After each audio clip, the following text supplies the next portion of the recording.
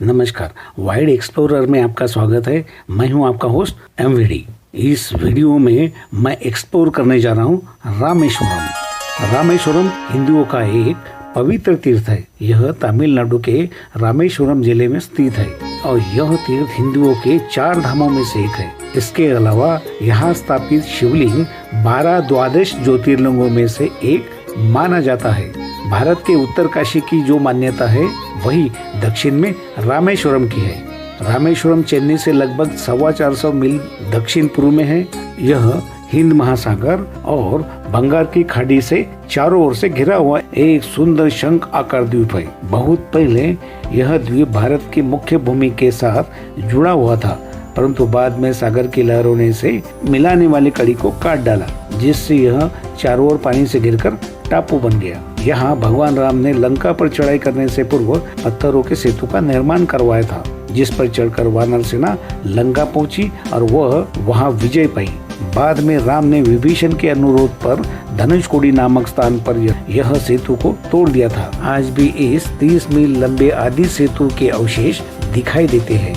हर साल यहाँ लाखों की संख्या में पर्यटक और तीर्थ यात्री आते हैं। आप यहाँ हवाई, रेल मार्ग और सड़क मार्ग से आ सकते हैं। हवाई मार्ग के लिए नियरेस्ट एयरपोर्ट है मदुरई इंटरनेशनल एयरपोर्ट, जो कि रामेश्वरम से लगभग 175 किलोमीटर की दूरी पर है। यहाँ से आप बस या टैक्सी के माध्यम से रामेश्वर पहुँच सकते हैं और रेलवे स्टेशन है रामेश्वरम। यहाँ पर पर्यटन के लिए 2 दिन का समय पर्याप्त है। यहाँ आने के बाद अगर ठहरने की सोचते हैं तो यहाँ 1000 रुपए से लेकर 3000 रुपए तक होटल आपको मिल सकता है। और यहाँ पर्यटन का अच्छा समय है जुलाई से मार्च। यूं तो पूरा रामेश्वरम एक संपूर्ण तीर्थ है, मगर मैं आपको सैर कराऊंगा 7 ऐसे प्रमुख जगहों की जो कि आपकी रामेश्वरम यात्रा पूर्ण करेगी। तो आइए मेरे साथ सैर करने रामेश्वरम। नंबर 7 पर है APJ Abdul Kalam national memorial.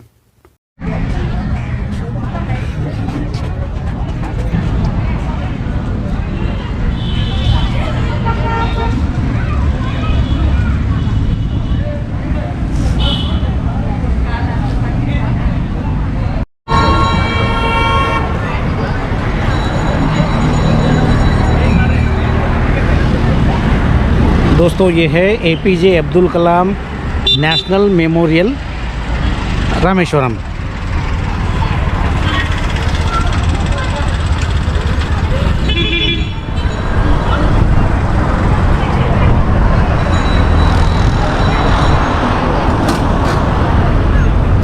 Number 6 पर है बाणगंगा।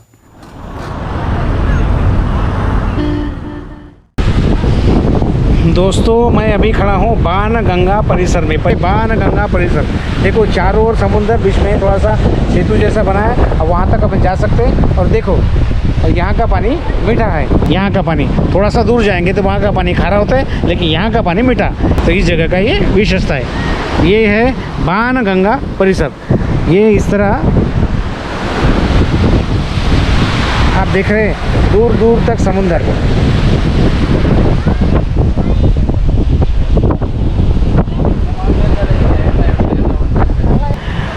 समुद्र में अक्सर पानी खारा होता है, लेकिन इस जगह का पानी मीठा है। तो इस तरह ये देखो, बाणगंगा परिसर, चारों ओर समुद्र,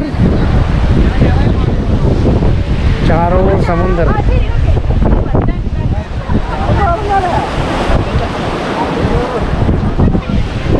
चारों ओर समुद्र और बीच में जो पानी है ये पानी मीठा।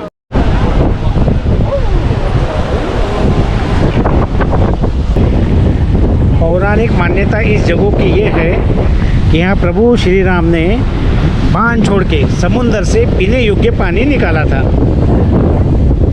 ऐसा पौराणिक मान्यता है। और आज भी समुद्र का पानी अक्सर खारा होता है, लेकिन इस जगह का पानी आप चख के देखोगे तो पीने योग्य होता है और मीठा होता है। मीठा है। देखो वहाँ वो बंदा है, पानी पिला रहा है ना। तो समुद्र से पानी निकालते पानी है पीने योग्य मीठा पानी।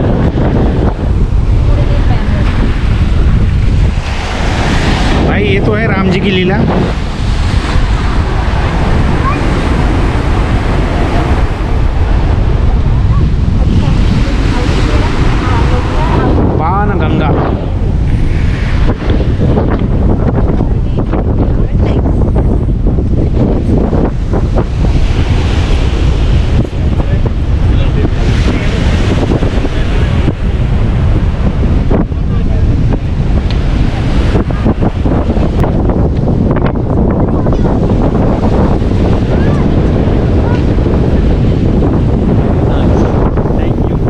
5 पर है रामचरण।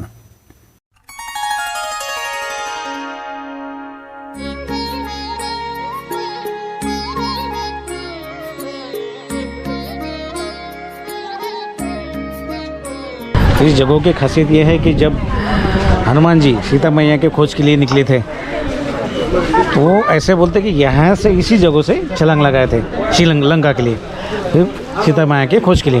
तो इस जगह का इस तरह ये महत्व, तो उसी उपलक्ष्य में ये इस मंदिर की स्थापना हुई है। और यहाँ दर्शन बोला जाता है कि यहाँ आए और यहाँ दर्शन करना जरूरी है। इस जगह के बारे में पौराणिक मान्यता ये है कि प्रभु श्री राम को लंका का दर्शन इसी जगह से हुआ था और फिर हनुमान जी ने लंका के लिए छलांग इसी जगह से ली थी। भाई ऊपर मैं चढ़ नहीं पाऊंगा, मंदिर का दृश्य तो अच्छा है, वहाँ से जाके वही समुद्र दिखेगा, लंका तो दिखेगा नहीं। लंका यहाँ से लगभग मेरे ख्याल से 12-14 किलोमीटर दूर है श्रीलंका यहाँ से। तो यहाँ से जा नहीं सकते लंका, लेकिन यहाँ से अगर दूरबीन से देखा जाए तो लंका दिख सकता है, बराबर लंका दिखते। हाँ अंदर है वो, क्या बोल रहे हैं? हिंदी नहीं आता आपको? आपको हिंदी नहीं आता ना? हिंदी आता। हिंदी आता है? हाँ हिंदी नहीं आता।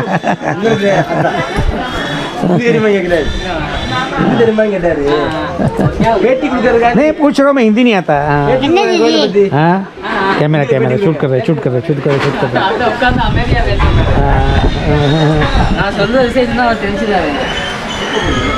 इसको क्या बोलते हैं? रामचरण पद। हाँ यूट्यूब चैनल के लिए। तो इस तरह है, हनुमान जी ने यहीं से छलांग लगाई थी लंका के लिए, सीता मैया के खोज के लिए निकले थे। हाँ यहीं से निकले थे। तो हाँ क्या बोले? क्लाइमेट आज का क्लाइमेट देखो, पूरा गिला हो गया। मैं धनुषकोडी गया था। हिंदी समझ रहा है ना? नहीं बोल सकते लेकिन समझ रहा है ना? थोड़ा समझ रहा है ना? मैं हाँ थोड़ा इनको हिंदी आता नहीं, थोड़ा समझ जाते हैं। नंबर 4 पर है राम कुंड।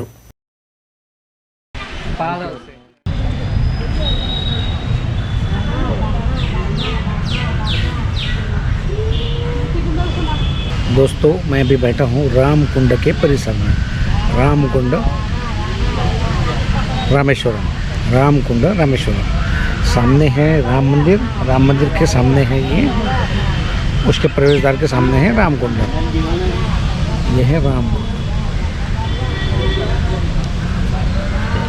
बोलते हैं कि 4000 साल पुराना है कुंड है। बाद में इसका कंस्ट्रक्शन किया गया है बाजू। हाँ लेकिन इस कुंड जो बना हुआ है ये लगभग 4000 साल पुराना कुंड है। नंबर 3 पर है पाम्बन ब्रिज।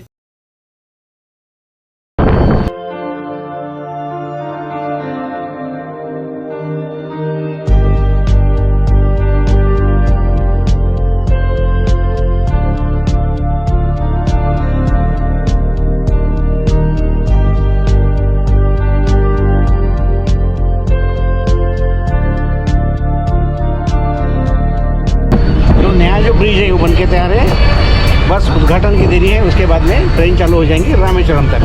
फिलहाल अभी जाती है ट्रेन, आती है उधर से, कहीं से भी आती है, उधर से आती है तो आने सिर्फ मंडपम स्टेशन तक। अगला स्टेशन है, अगला ये सिटी है मंडपम, वहाँ तक ही आती है। ब्रिज के बाद में मंडपम तक ही ये ट्रेन आती है। उसके बाद में इधर नहीं आती क्योंकि वो ब्रिज का काम चलता है, लेकिन ब्रिज अभी कंस्ट्रक्शन पूरा हो गया।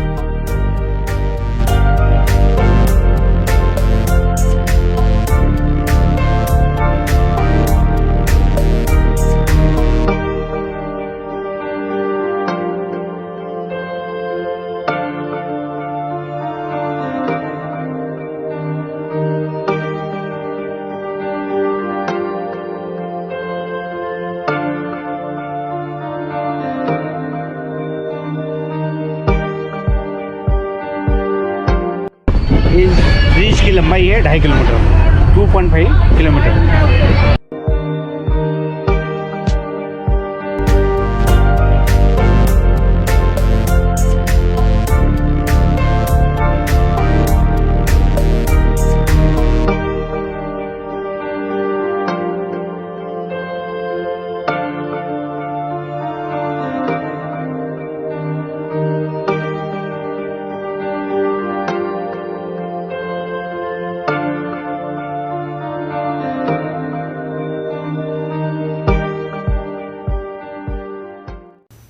नंबर 2 पर है धनुषकोडी।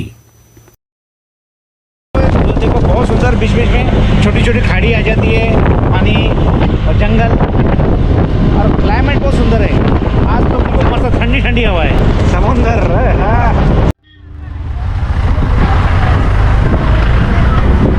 दोस्तों, इधर में बे ऑफ बंगाल और ये है हिंद महासागर, इंडियन ओशन।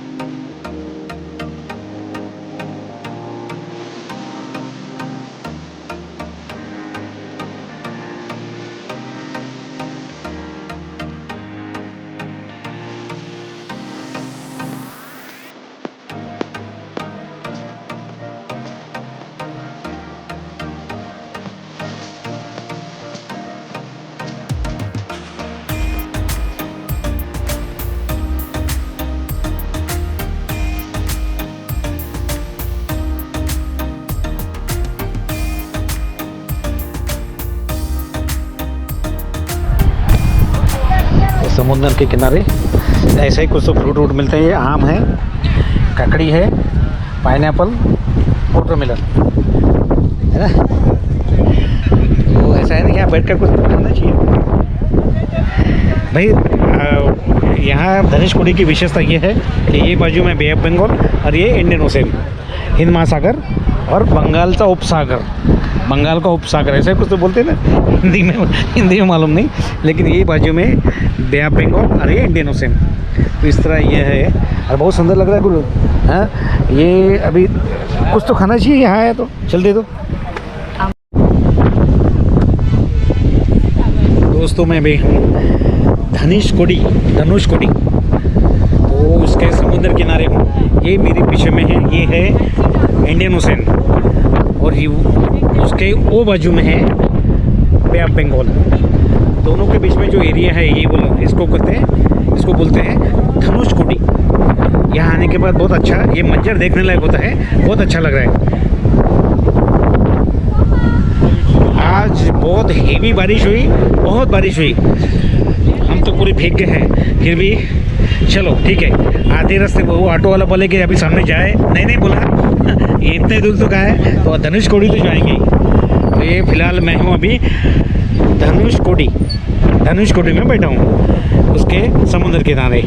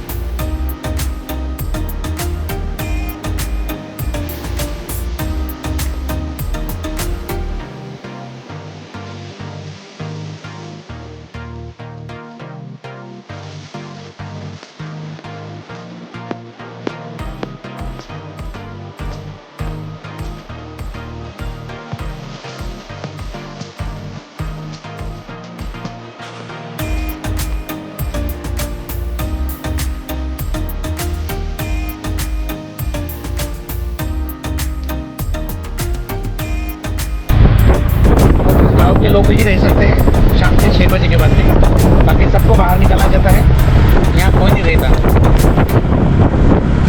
इस काल में ब्रिटिश ये धनुषकोडी में क्या क्या था मैं आपको बता रहा हूँ। ब्रिटिश काल में इसको मेडिकल, यहाँ मेडिकल कॉलेज भी था। देखो यहाँ पोस्टर दिखा है, railway, water tank, old railway station, old school, temple, old church, old godown. हाँ, इस तरह ये है, देखो ये ब्रिटिश काल में ये सब था। और ये पूरा आपको दिखा रहा हूँ उनका दिखा।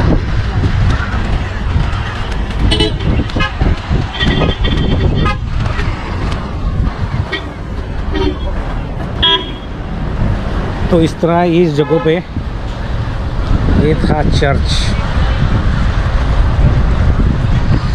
ब्रिटिश कालीन चर्च।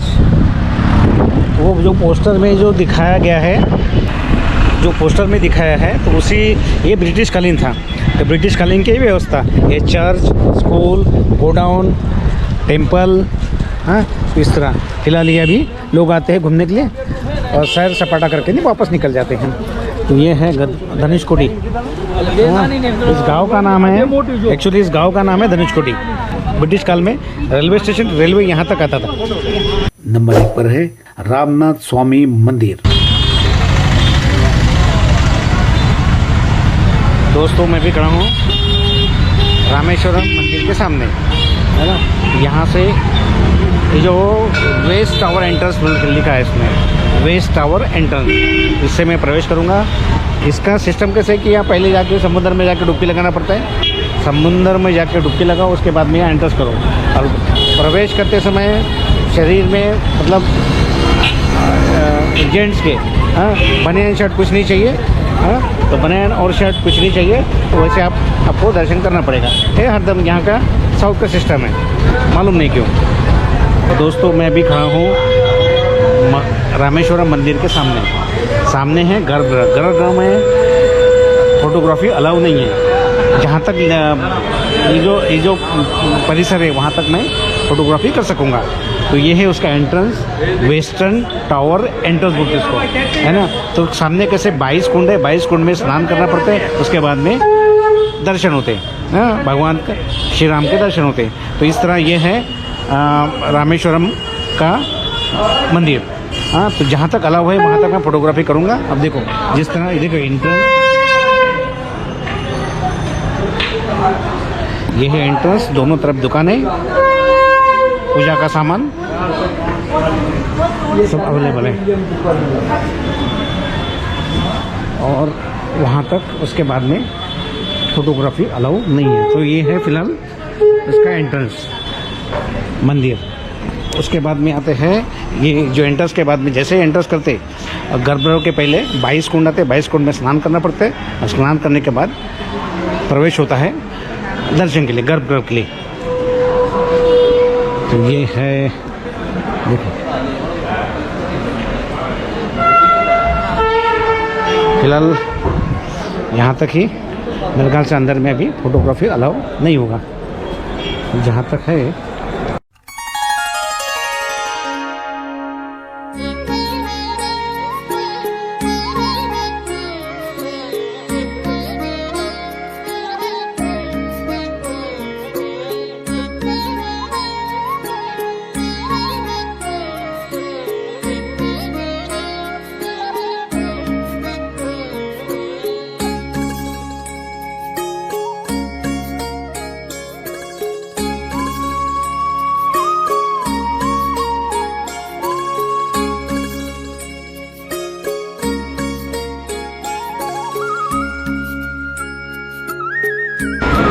साउथ के जो भी मंदिर है वो तो भव्यता उसकी बयान करना मुश्किल है, अच्छा है।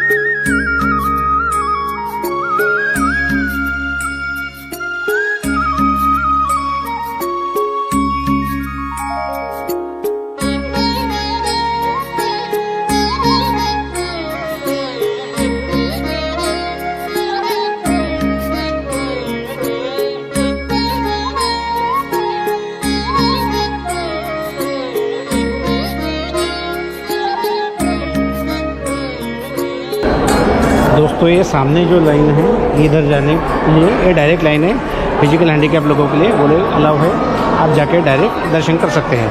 नहीं तो ये जो लाइन लगी है, जो इस तरह लाइन में जाके उसको थोड़ा समय लगेगा और बहुत कुछ चलना पड़ता है, बोले बहुत चलना पड़ता है। तो हमें उन्होंने अलाउ किया, इधर से जाएंगे, वहाँ से डायरेक्ट लाइन है दर्शन के लिए, गर्भगृह के लिए डायरेक्ट लाइन है और दर्शन के लिए हैं। तो इस तरह यहाँ से प्रवेश है। वहाँ लिखा था कि 25 रुपये पर हेड आप टिकट निकाल सकते हो 22 कुंड के लिए, 22 कुंड के लिए स्नान के लिए। 22 कुंड में स्नान करो, 22 कुंड में स्नान करो और बाद में जाओ दर्शन के लिए। तो हम फिलहाल स्नान नहीं कर रहे, हम जाएंगे डायरेक्ट दर्शन के लिए, क्योंकि मुझे बाकी और भी कुछ करना है, बाकी और भी कुछ कवर करना है, समय की कमी है, मैं वो नहीं करूँगा। तो फिलहाल मेरा प्रवेश कर रहा हूँ दर्शन के लिए। इधर में है गर्भगृह स्वामी मंदिर।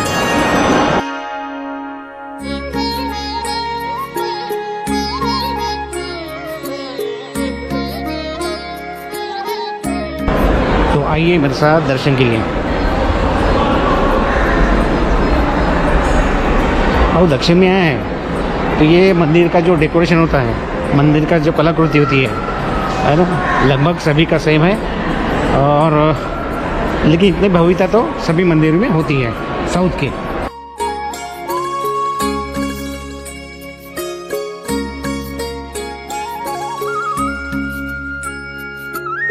दोस्तों मंदिर में बहुत चलना पड़ता है, बहुत है ना। थक गया हूँ मैं, एक जगह पे बैठा हूँ, इधर से ही वापस जाऊँगा, इधर से आया इधर वापस जाऊँगा। तो इस तरह ये है रामेश्वरम स्वामी मंदिर। तो दोस्तों बताइए ये मेरा वीडियो आपको कैसा लगा? अगर अच्छा लगा तो चैनल को लाइक करें, शेयर करें और सब्सक्राइब करें। आपका एक सहयोग मेरे लिए बहुत महत्वपूर्ण होता है। तो दोस्तों मिलते हैं एक अगले वीडियो में एक नए टॉपिक के साथ। तब तक के अलविदा, शुक्रिया, नमस्कार।